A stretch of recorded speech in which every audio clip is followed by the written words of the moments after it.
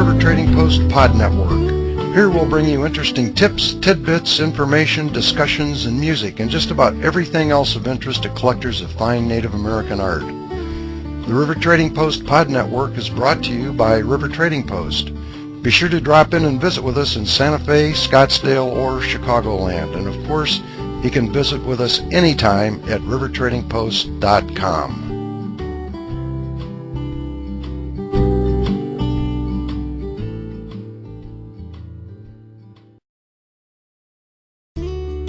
During the 1950s, the Santa Fe Railroad was a great way for tourists everywhere to visit Indian country, to see a real Indian, and perhaps even purchase an article or two to take home with them as souvenirs. In 1953, the Santa Fe Railroad commissioned world-renowned documentary filmmaker Ernest Kleinberg to produce a documentary that taught people about the arts and crafts of the Southwest Indians.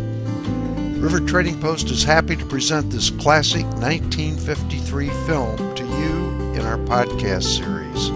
Enjoy.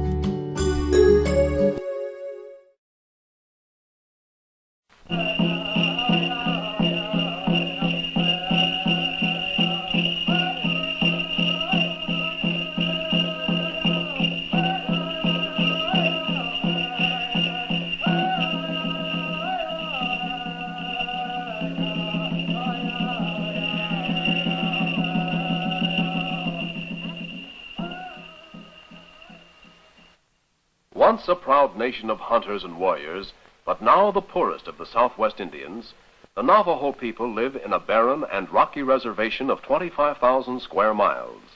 Most of the land is in Arizona and New Mexico. They are still a nomadic people, frequently moving from place to place on the vast reservation, wherever their small herd of sheep and goats will find grazing land and be fairly near one of the scarce water holes or springs. Their herds are the Navajo's livelihood. They drink the goat milk, and sheep and goats provide all their meat. Their women make rugs and blankets from the wool. Wherever the Navajo decides to settle down for a period of time, he plants a little corn and builds a hogan of heavy pine logs with mud sealing the cracks. The women folk set up their looms near the hogan and work on their rugs and blankets between other chores. The trading post is the Navajo's only link with the outside world, the trader his best friend. Whether he wants to buy staple foods or sell his surplus sheep or get help for a sick member of his family, the trader will take care of his needs. The Navajos often use their silver belts and other jewelry instead of money if they run out of cash. This has been an accepted custom for many years. The trader simply writes out a ticket for the valuables received, and he will, in turn, give the Indians groceries, clothing, or anything else they desire. He puts the silver into an old safe called the pawn. Every Navajo trader has one. No matter how long the Navajo's jewelry stays in the pawn, there will be no interest charged against him, and it will never be sold. Sam B. Gay, a fine silversmith whose father is a medicine man, comes to the trader to buy scrap silver, which he will cast into conchos and bracelets. Scrap silver is cheaper and just as good for his needs. He buys it by the ounce, and he will be paid the same way when he delivers the finished product. Sam knows of a place not far from his hogan where there is some white sandstone, soft enough to be cut and used to make a mold. After he has found a stone about the right size, he looks it over for possible cracks. The stone is good, and he returns to his lonely hogan 6 miles away from the trading post to start his work. With a saw, he first cuts one side of the stone down to a flat surface. The design is then drawn on the surface with a pencil, and it is hollowed out with a sharp knife. A slab is sawed off the stone and cut into a rectangle. The straight lines of the design are carefully drawn with a ruler on the mold. A layer of soot covering the design makes it easier to put on the finishing touches. Tallow is burned against the inside of the mold. This new layer of soot will prevent the silver from sticking to the stone. A second slab of sandstone, wrapped together with the carved one, completes the mold. The silver, which Sam has placed in a thin, hollowed-out stone, is melted over a fire, with a blowtorch adding heat from above. It is now ready for pouring. The melting pot is removed from the fire, but the blowtorch is held close to the molten silver to keep it liquid, as it is poured into the mold. The mold is unwrapped and opened. Sam lays aside the cast, which is still very hot. After it is cooled off, the neck of the cast, which is the part that filled the pouring hold, is cut with heavy tin snips. The mold marks are carefully filed off all the edges. The cast is sanded and polished, and another piece is ready for the trader. The Navajos, famed as makers of fine rugs, are still using the same kind of primitive vertical loom they used several hundred years ago. Because they move about so much, their looms are highly portable and can be set up in a few minutes anywhere. Luke Yazzie is helping his wife Irene fasten the yarn beam to the frame.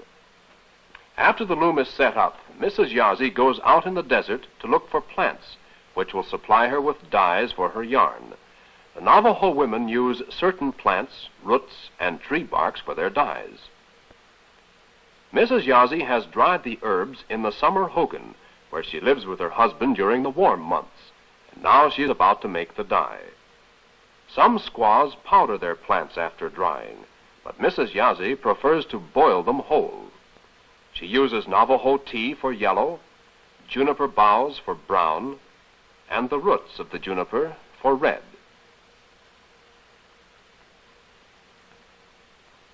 Having placed the roots in the water, she adds a piece of lime as mordant. Its purpose is to make the dye permanent.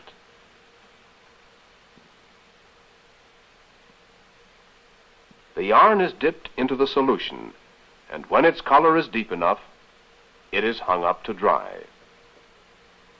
Now that the loom has been set up, there are other chores to be done for Luke Yazzie.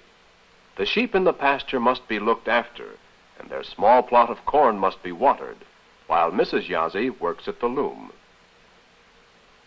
After she has pulled the yarn through the shed, she pushes the batten up and twists it to open the shed, passes the yarn through, and then packs it down with a comb made from oak wood. The batten is taken out and the heddle pulled down.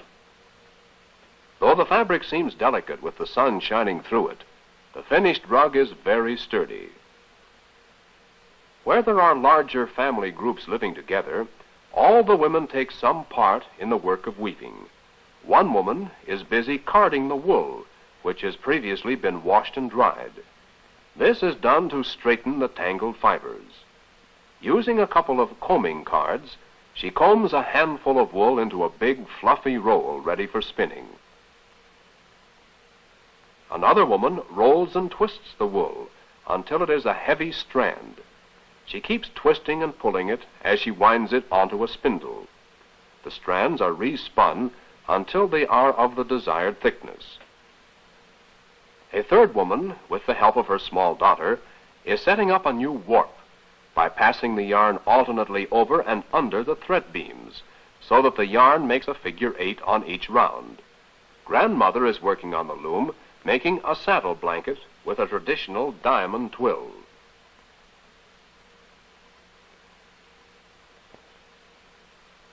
It has taken Mrs. Yazzie many days' work to finish her rug.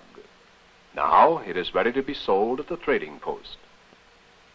The Yazzies are leaving for Pine Springs early in the morning. The trip will take them 2 hours over rocky and dusty roads.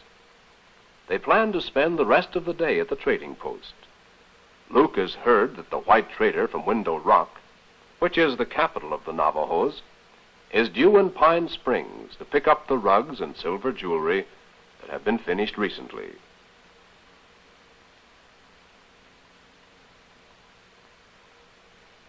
Sam, the silversmith, too, has heard of the white trader's impending arrival. He wants him to see a new pattern which he has cast in silver. If the trader likes it, he will make a sample belt connecting the single pieces, or conchos, with a strip of black leather, and if he thinks the customers will like it, he will place a large order with Sam. In his kerchief, Sam also carries bracelets which he has cast, bent, and mounted with a polished stone. The finished jewelry is piled on the silver scale again. The price for the scrap silver he bought on credit is deducted from the fixed price per ounce of the finished product. The difference is what Sam has earned. While Sam Begay's silver is being weighed, the Yazis have arrived at the store. Mrs. Yazi, who carried the rug, lays it on the counter, and Sammy Day, the local trader, looks it over carefully. Being half Navajo himself, he is an expert at judging Indian rugs and jewelry. Luke Yazi has his eyes on a pair of heavy shoes which might come in handy for the winter season. He examines them carefully as Sammy Day checks the rug and determines the purchase price. Mrs. Yazi has agreed on the price. Their pawn silver belts are returned to them, and they get some cash in addition. With it, they'll buy staple foods at the store, and perhaps a piece of velvet for a squaw dress for their little daughter. Luke might even purchase the shoes he saw, but that will take more time. The Navajo likes to think it over carefully before he makes a purchase. In the meantime, it is nice to have the money. Carrying their purchases, the Yazis leave the trading post. Luke walks a few paces ahead of his wife, as is the custom among all Indians. A little later, on a piece of ground the medicine man donated for an airstrip, they all watch the arrival of the white trader from Window Rock, the capital. Mr. Sewell, the trader, was hired by the Navajo Tribal Council to be the manager of their Arts and Crafts Guild, which is one of their tribal enterprises. Because it is his job to find and expand markets where their products can be sold, he will closely check the quality of all work. New patterns of silver or on rugs are shown to him for approval. The work is good. Mr. Sewell knows there is a demand for well-made Indian rugs, and Navajo silver craft has become very popular, especially in the western states. He will fly to other trading posts in the reservation to pick up more finished goods. If things go well for the Navajo artisans, there will be fewer silver belts in the trader's pawn next winter. There will be a little more money and a little less hardship in the lonely Hogans. So long, trader.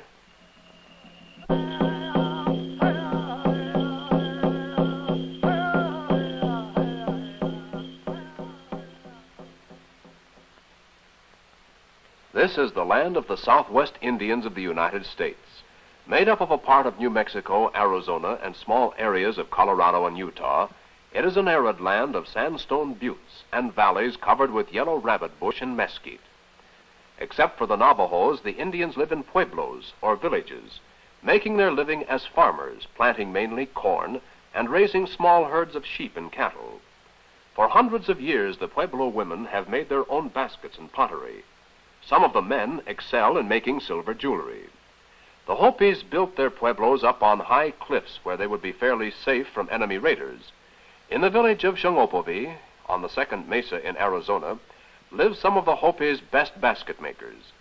For their raw materials, they pick the tender inner leaves of the yucca bush, which grows in the desert a few miles from the pueblo. Mrs. Esther Honani has just returned from a trip to the desert.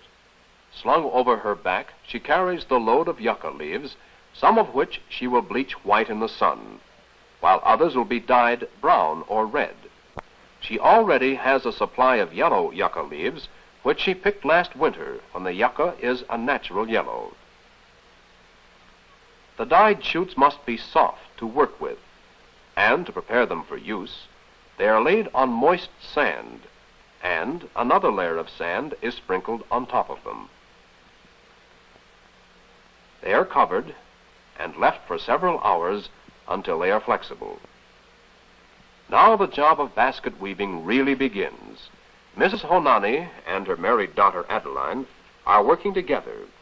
They must make 45 baskets for the family of Adeline's husband in exchange for the wedding garments they gave her.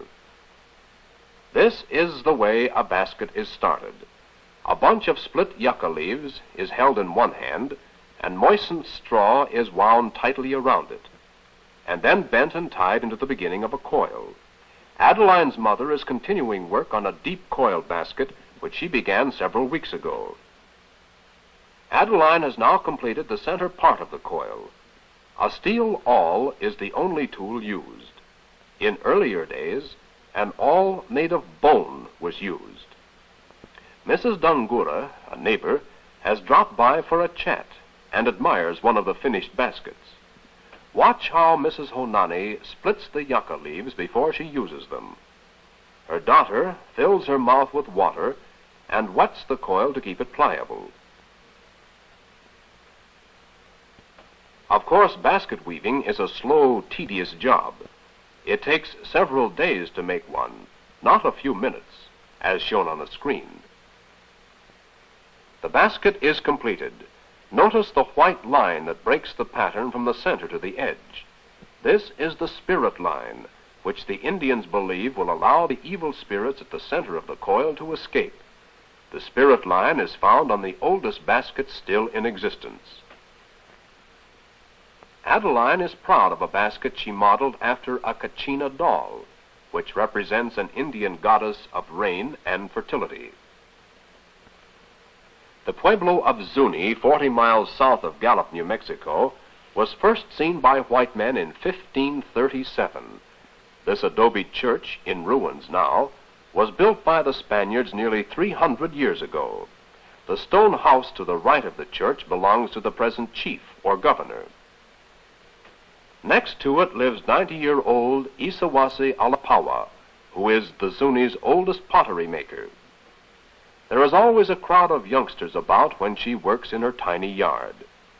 On top of a high butte southeast of Zuni, called the Corn or Ancient Mountain, the Zuni people hid their crops and took refuge when the Spaniards drove them out of their pueblo hundreds of years ago. Near the foot of this mountain, in a gully by a river, is a deposit of gray clay. Mrs. Alapawa has come here for many years to dig up just enough clay for a week's supply. This she will take home and dampen overnight by wrapping it in a wet cloth. The next morning, Mrs. Alapawa adds a piece of finely ground old pottery as temper to the fresh clay. This will prevent shrinkage or cracks when the pot is fired. The beginning of a new pot is a lump of clay rolled into a ball. Pushing her finger into the clay, she gradually works it into the shape of a bowl. The bowl is built up by adding coils or fillets of clay. The form is smoothed over with a stream-worn agate pebble. These stones are handed down from one generation to the next, and the more they are used, the smoother they get. After the shape is completed, newly made pottery is put inside the house for slow drying and scraped to the right thickness with a pottery scraper. For paint, a piece of manganese oxide is rubbed with water in a mortar of volcanic stone. Dried turkey weed, added to the paint, makes it stick to the bowl. A chewed up end of the midrib of a yucca leaf is used for a paintbrush. Mrs. Alapawa's hands are steady in spite of her years, as she paints the traditional religious designs, some of which are found on pots over 1,000 years old. Several pieces are painted before Mrs. Alapawa bakes them. At the left is a pottery owl, which is one of the sacred birds of the Zunis. After drying for several days, the pot is ready to be fired. This is done simply by baking it in an open-air fireplace in the yard. Dry manure is piled around the pot, and the whole covered with a metal lid. The manure is set afire and burns slowly for several hours. After it has burned out, the finished pot is removed.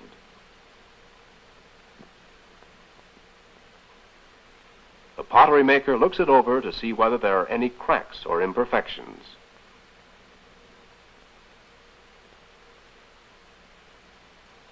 Mrs. Alapawa doesn't have far to go to sell the pottery she has made.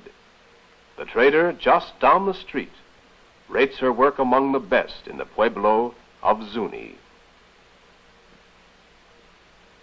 Across the plaza from the governor's house, next to the church ruins and the adjoining kiva, where the Zunis hold their sacred religious rituals, lives Harold Toussaint, jewelry maker, with his wife.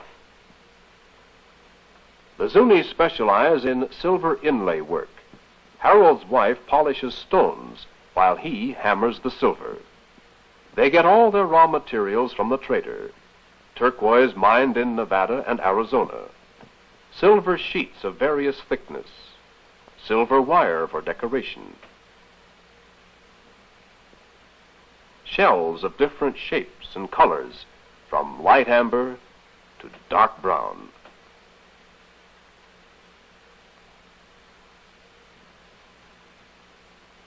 And jet, imported from Italy. To make a bracelet, Mr. Toussaint has cut off a piece of sheet silver and split it into 3 connected bands which are filed smooth. The designs are put on with the dies supplied by the trader. They are checked to match the ornament.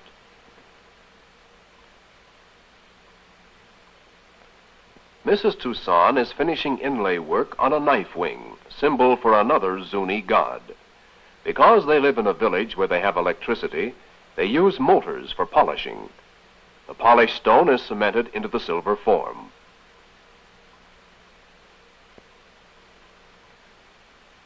Indian women like much jewelry and wear their best pieces themselves when they go to the Indian fairs. At the exhibit halls, they can look at fine, softly colored blankets made by the Navajos and sold by Indian girls. They, too, bear the traditional religious designs that are found on all Indian handiwork. These vividly colored rugs are made especially for the white man, because they are more to his tastes than the softly colored ones. Ancient Zuni pottery is also displayed, sacred ceremonial vessels, showing designs of the plumed serpent, who is the guardian of the sacred spring, and the deer, from whose heartline comes long life. Then there are heavy concho belts made by the Navajo craftsmen from hammered or cast silver.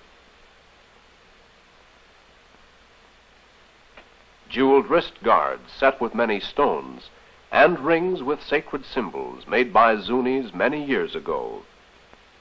Figures of silver inlay work, and antique solid turquoise statues that are prized possessions of families, traders, and collectors.